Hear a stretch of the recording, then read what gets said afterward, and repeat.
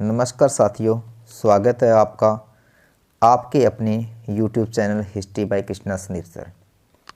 आज हम लेकर आए इंग्लिश क्विज और इसमें जो क्विज में हम कुल 20 क्वेश्चन लेके आए हैं और एक टॉपिक चुना है। टॉपिक का नाम है डिटर्मिनर्स, जो कि आप सभी को टेट जैसे जितनी भी परीक्षाएँ चाहे वो सी टेट है, आर टेट है, पी टेट है, सभी परीक्षाओं के लिए इम्पोर्टेंट होगी। शुरू करते हैं आज की क्विज। फर्स्ट क्वेश्चन है the types of determiners are. Option A 2, option B 3, option C 5, option D 4। First of all मैं आपको बताना चाहता हूँ कि व्हाट इज ए डिटर्मिनर्स, कि जो डिटर्मिनर्स होते हैं वो होते क्या हैं। तो मित्रों, वे शब्द जो किसी नाउन से पहले आकर हमें ये आइडेंटिफाई करवाते हैं कि उसके बाद में आने वाला जो नाउन है वो सिंगुलर है या प्लूरल है। यानी वे नाउन से पहले आते हैं और ये डिटरमाइन करते हैं कि उनके बाद में जो नाउन होगा वो कैसा होगा। तो इस प्रकार के जो शब्द होते हैं उनको डिटर्मिनर्स कहते हैं। अब टाइप्स ऑफ डिटर्मिनर्स आर, तो टाइप्स ऑफ डिटर्मिनर्स आर, इस प्रश्न का राइट आंसर है सी 5 टाइप।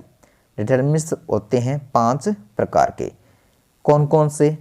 नंबर 1 की बात करें तो article.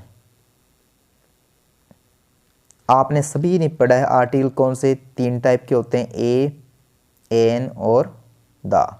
Second type of determiners are है demonstrative.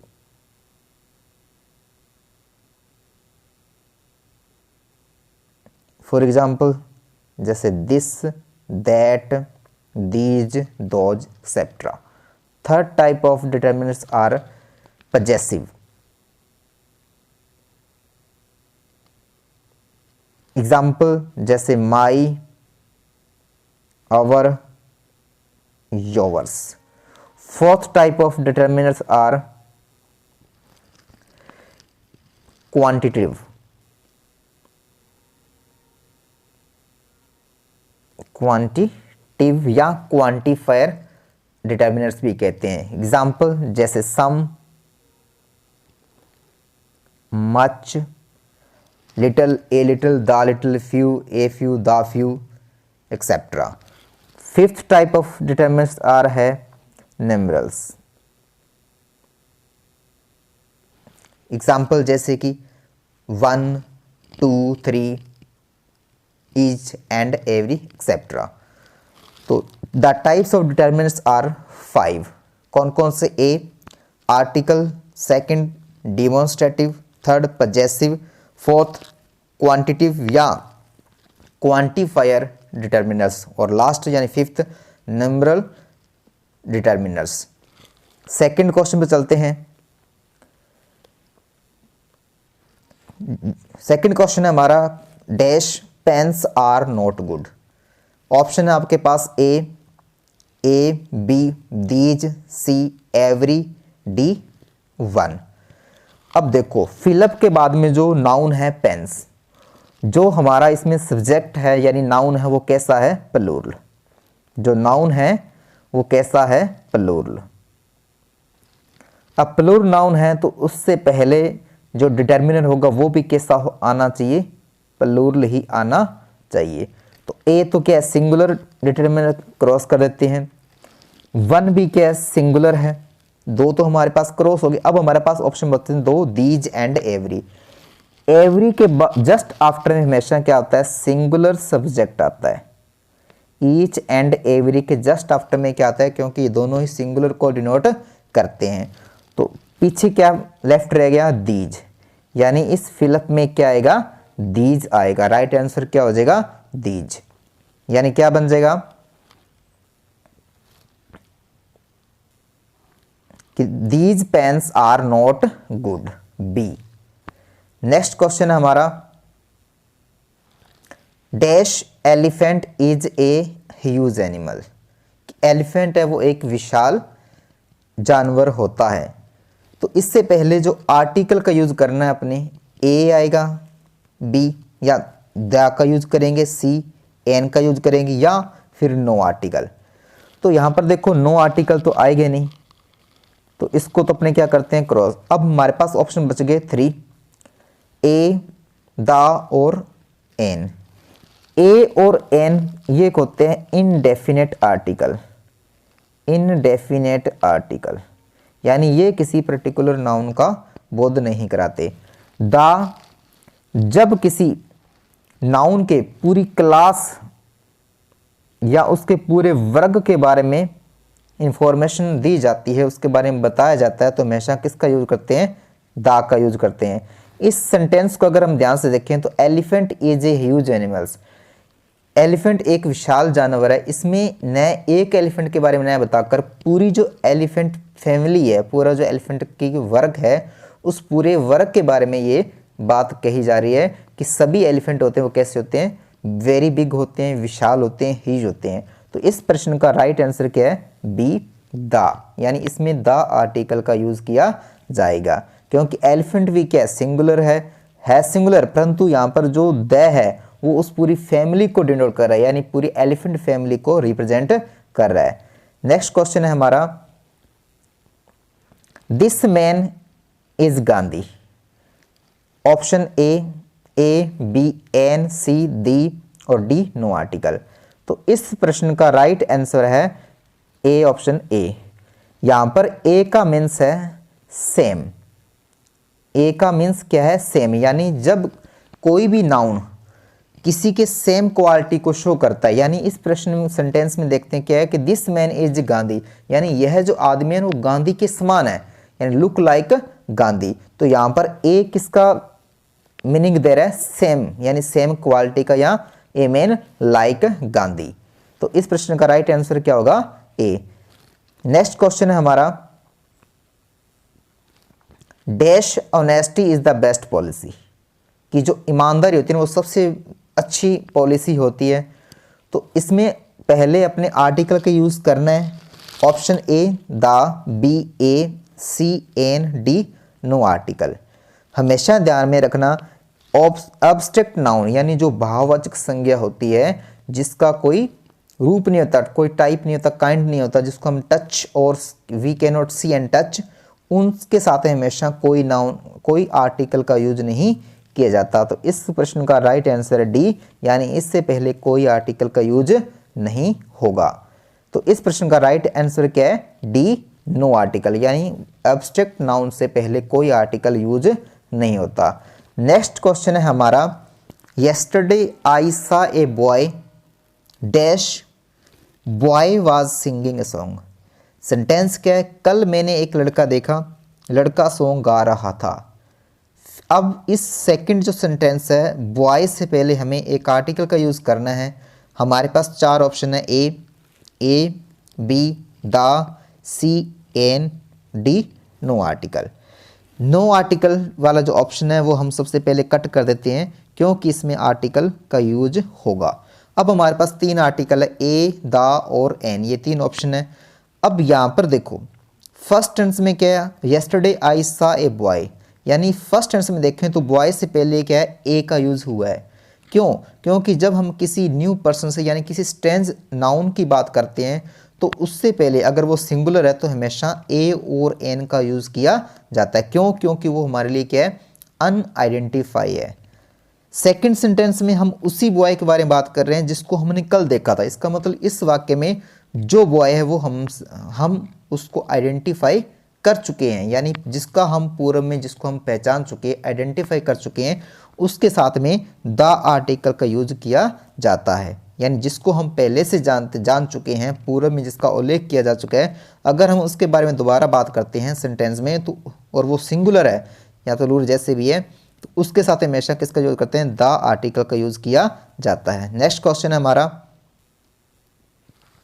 May I ask you dash question, few, a few, the few, many. क्या मैं आपसे कुछ क्वेश्चन पूछ सकता हूं? तो इस क्वेश्चन का राइट आंसर है, क्वेश्चन नंबर कौन सा 7, तो इस प्रश्न का राइट आंसर है बी, ए फ्यू।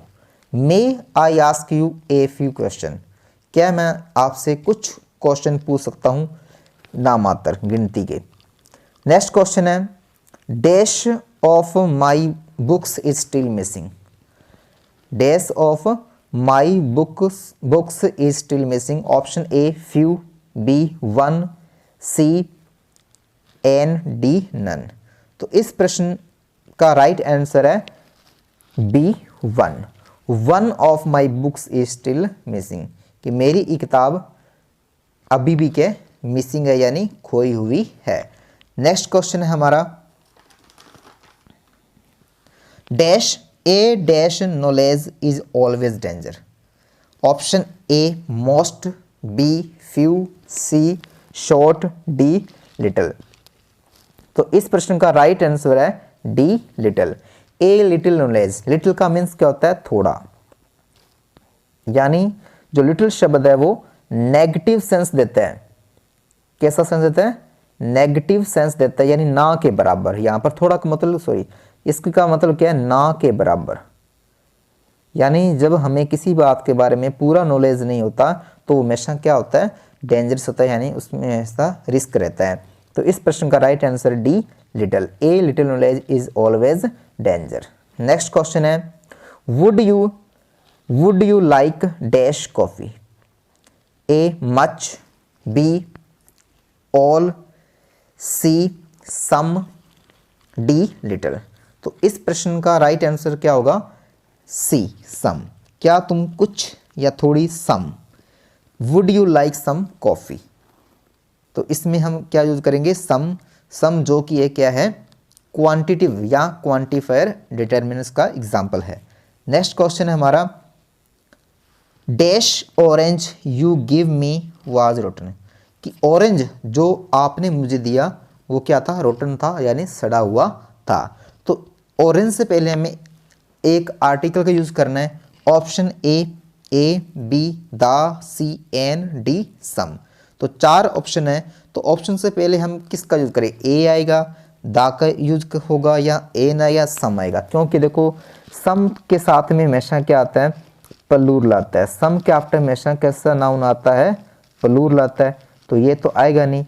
अब देखें ए और एन का यूज करते हैं वैसे तो डेफिनेट, ए और एन का इनडेफिनेट नाउन के लिए, इनडेफिनेट नाउन के लिए, परंतु यहां पर तो वो किस ऑरेंज की बात कर रहा है, जो उसको दिया गया, यानी जो नाउन है वो कैसा है, पर्टिकुलर नाउन है। तो जब पर्टिकुलर नाउन की बात करते हैं तो हम यूज करते हैं किसका, द आर्टिकल का। तो यानी ये क्या बन जाएगा, the orange you give me was rotten. यानी यहाँ पर वो एक किसी विशेष ऑरेंज की बात कर, यानी एक पर्टिकुलर ऑरेंज की बात कर रहा है, जो उसको दिया गया था वो क्या था, रोटन था, सड़ा हुआ था। नेक्स्ट क्वेश्चन है हमारा, योर आइडिया में not be true in dash large number of cases. कि तुम्हारा जो आइडिया है वो बड़े जो लगभग जो लार्ज नंबर ऑफ आइडिया जो उसमें क्या है, उसमें मिस्टेक है, वो में सही नहीं हो सकता, तो आपका विचार है। तो इसमें किसका यूज करेंगे, ए का यूज करेंगे, बी दा का यूज करेंगे, सी एन का यूज करेंगे, डी नन का, या कुछ भी नहीं। तो इस प्रश्न का राइट आंसर है ए, यानी ए। क्या का सेंटेंस बन जाएगा कि योर आइडिया में be true in a large number of cases, यानी इसमें ए आर्टिकल का यूज किया जाएगा। नेक्स्ट क्वेश्चन हमारा, she is not in dash good health. कि वह अच्छी हेल्थ में नहीं, यानी उसका जो हेल्थ है वो अच्छा नहीं है। Option A B an, C the, D no article. तो यानी गुड हेल्थ, यानी वह उसका जो स्वास्थ्य है वो कैसा है, अच्छा नहीं है। तो यहाँ पर जो गुड हेल्थ वो क्या एक एब्स्ट्रैक्ट नाउन है, यानी जिसको अपने काउंट नहीं कर सकते, ठीक है। तो इसमें हम किसका यूज करेंगे, नो आर्टिकल, यानी इसके साथ में कोई आर्टिकल का यूज नहीं होगा। नेक्स्ट क्वेश्चन है हमारा, they never give us help. They never give us dash help. Option A some, B any, a C a, D none. तो देखो सी ऑप्शन तो इसमें किसी हालत में नहीं आएगा। हमारे पास दो ऑप्शन है, सम एंड एनी। अब देखो आपको बताना चाहता हूं, अगर वाक्य में नेगेटिव सेंस आ रहा हो, अगर वाक्य में नेगेटिव सेंस आ रहा हो तो हम यूज करते हैं एनी का। अगर वाक्य में पॉजिटिव सेंस हो यानी हाँ का बोध हो रहा हो, पॉजिटिव सेंस दे रहा हो, तो हम यूज करते हैं सम का। अब इस सेंटेंस को देखते हैं, दे नेवर गिव अस हेल्प। तो इसमें जो वाक्य का अर्थ क्या है वो नेगेटिव सेंस में है, यानी हेल्प नहीं करने की बात कर रहा है, हेल्प नहीं देने की, मदद सहायता नहीं देने की बात कर रहा है। तो जब नेगेटिव सेंस की बात करते हैं तो हम यूज करते हैं किसका, एनी का। तो इस प्रश्न का राइट आंसर क्या होगा, एनी। दे never give us any help, कि उन्होंने हमें कभी कोई हेल्प नहीं दी, कभी हमारी कोई हेल्प नहीं की। नेक्स्ट क्वेश्चन है हमारा, dash soldier was killed in the war, many, B some, C many, a D little. अब हमारे पास चार ऑप्शन है, many, some, many, a little.